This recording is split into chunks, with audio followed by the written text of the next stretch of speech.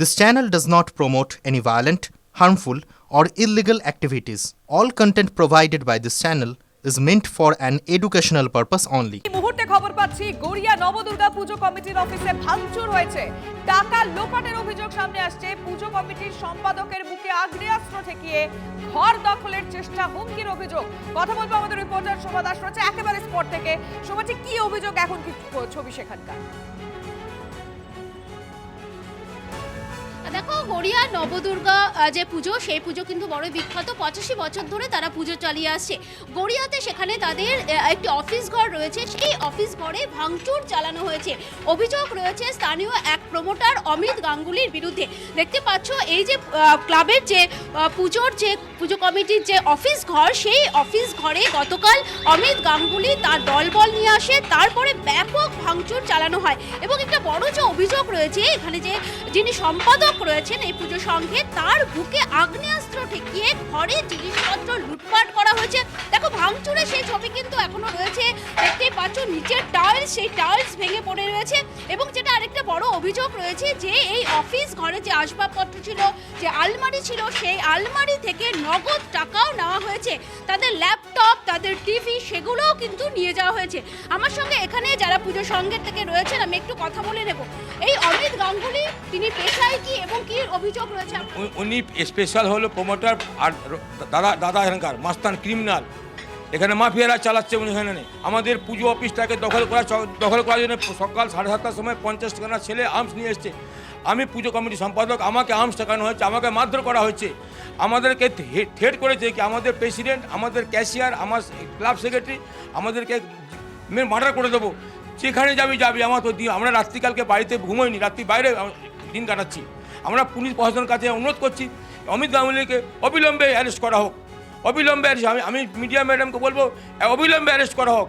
ওর ধারাটা যে দিয়েছে, লঘু ধারা দিয়েছে, অমিত গাঙ্গুলি অ্যারেস্ট হলে সঙ্গে ছাড়া পেয়ে যাবে। আমার চাইবো তার বিরুদ্ধে আর কি কি অভিযোগ আছে? আপনি কিছুক্ষণ আগেই বলছিলেন যে এলাকার ত্রাস, এখানে জলাভূমি। উনি এখানে যত পুকুর আছে, খাল আছে, ভরাট করেছে উনি। উনাকে কেউ আটকাতে পারছে না। কেন হচ্ছে না সেটা পুলিশ প্রশাসন বলতে পারবে, চেয়ারম্যান বলতে পারবেন। প্রভাবশালী, বিশাল প্রভাবশালী মাফিয়া রাজ চালাচ্ছে গড়িয়াতে, মাফিয়া রাজ চালাচ্ছে অমিত গাঙ্গুলি। কোন রাজনৈতিক দলের সদস্য? এটা আমি বলতে পারবো না, এটা আমি বলতে পারবো না। কেন আপনাদের এই অফিস ঘর ভাঙচুর কেন টার্গেট করা হলো এত বছরের পুজো? ও এটা ও নিজে দখল করার জন্য করেছে। ওরা হ্যাবিট হয়ে গেছে, গরিব মানুষের বাড়ি দখল করে নিচ্ছে, পুকুর দখল করে নিচ্ছে, ভোট করে দিচ্ছে। এই 85 বছরের পুজো আমাদের ইলিগাল কাজ করবে, এটা নিয়ে এই জন্য অ্যারেস্ট করে দখল করেছে। এই যে আপনি বলছেন অমিত গাঙ্গুলি, তার সাথে আর কারা কারা ছিল নির্দিষ্ট অভিযোগ? আমরা সব বাইরের ছেলে নিয়ে এসেছিল, বিথ আর্মস নিয়ে এসেছিল, 2-3 জনকে আমার চিনতে পেরেছি, তার নামটা এফআইআর আমরা দিয়েছি। নামটা আমার এখন নেই, খেয়াল নেই। অমিত গাঙ্গুলি করেছে এটা, তো অমিত গাঙ্গুলি লোক নিয়ে এসেছিল, তো প্রমোটার পরে মাস্তান। আচ্ছা, আমরা অমিত গাঙ্গুলির সাথেও কথা বলেছি। তিনি কিন্তু একটা উল্টো অভিযোগ করছে আপনাদের বিরুদ্ধে যে আপনারা তার কাছে 30 লক্ষ টাকা চেয়েছে। দেখুন, ও তো চিটিংবাজ, তো ওই কথা বলতেই পারে। যারা চোর চিটিংবাজ হয় তারা সব কথা, মিথ্যে কথা বলে। আমরা কিন্তু ভালো ব্যবসায়ী ঘরের ছেলে। আমার নাম নন্দকিশোর সিং। আমি ওরকম চিটিংবাজ ছেলে আমরা নয়। কিন্তু এই জন্যে যারা চুরি করে তারা সবসময় মিথ্যে কথা বলে। আমরা চুরি করিনি, আমরা মিথ্যে কথা বলতে পারবো।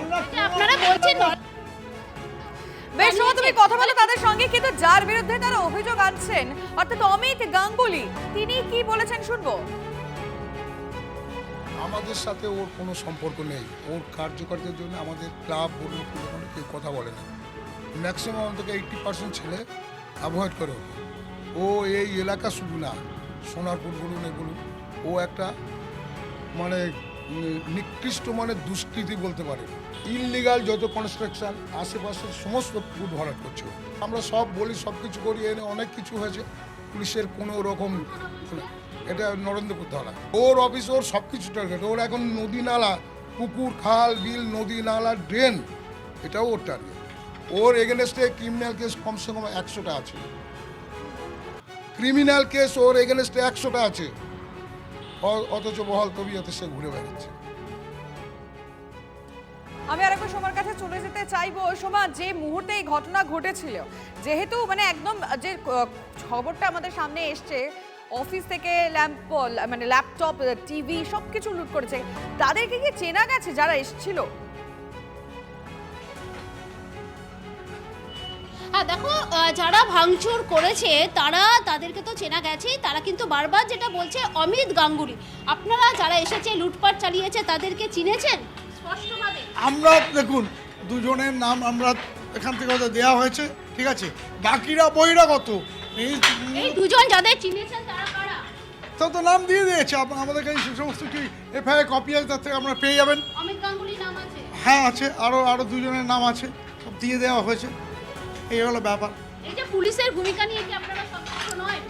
দেখুন, পুলিশ যে ধারাগুলো দিয়েছে তাতে একটাই নন বেলেবেল সেকশন আছে, বাকিগুলো বেলেবেল।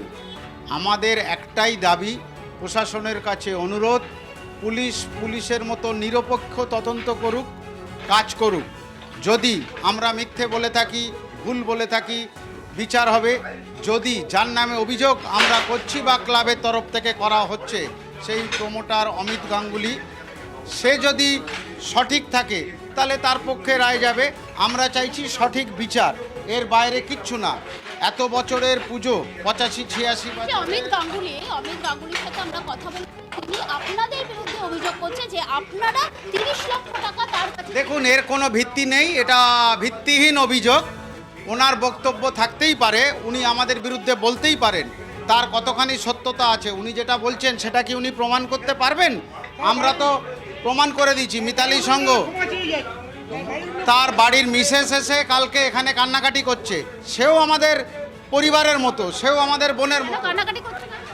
যে যা হয়ে গেছে, মিটিয়ে নিন, ঝামেলা মিটিয়ে নাও। কিন্তু দেখুন, এটা তো ক্লাব সংগঠনের ব্যাপার।